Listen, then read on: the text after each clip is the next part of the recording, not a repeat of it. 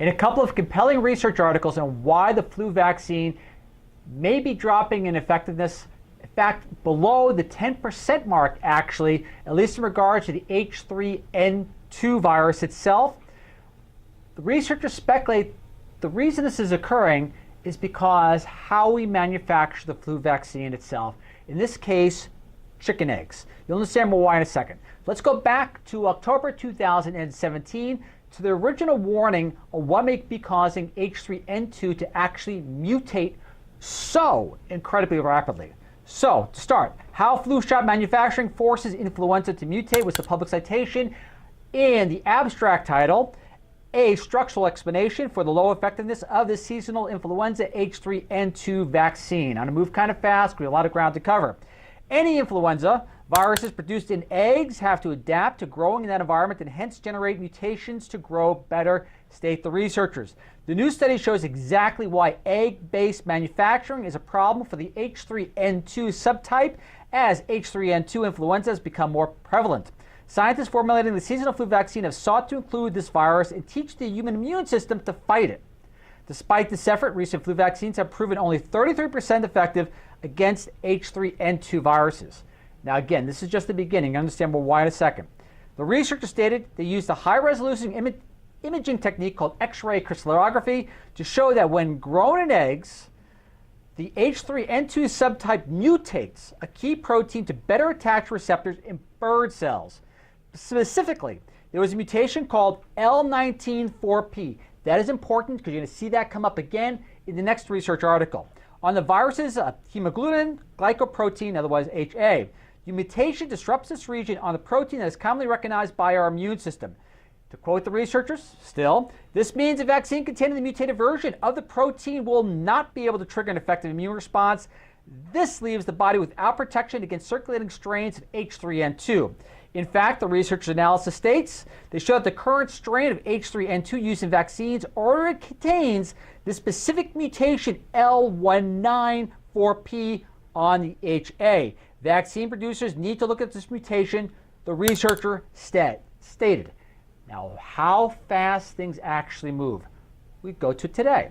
This research article released just a couple of days ago. Basically, how well will a flu vaccine work this winter?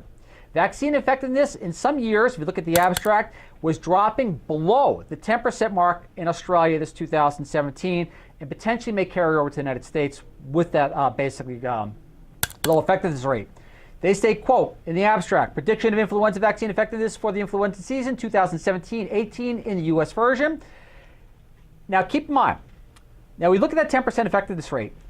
That started back in around 2014, 2015 from the health advisory from the CDC.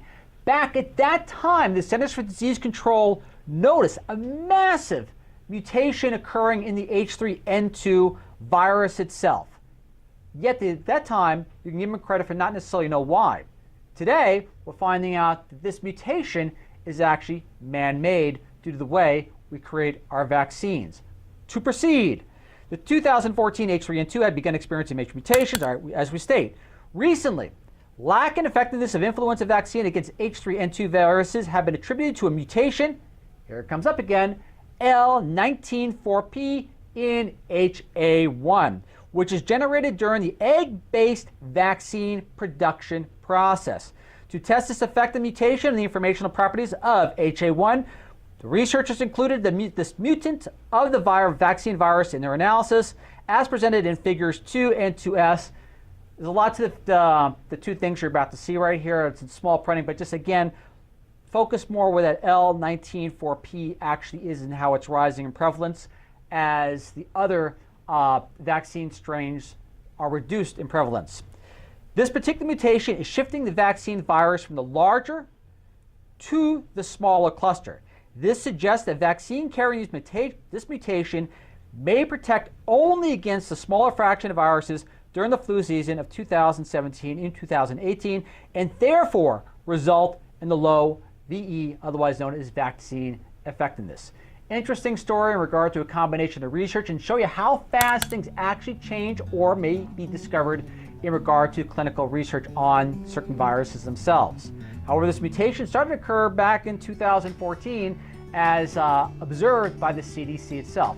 Intriguing combination of elements alluding to an association, I don't want to say causal argument, that this virus mutation actually is a man-made mutation through the way we manufacture our vaccines. Hope you find this information of use. This is Ralph Jane. I'll sign off, and I look forward to see you all once again in 7 days, and thank you very much. Catch you then. Bye.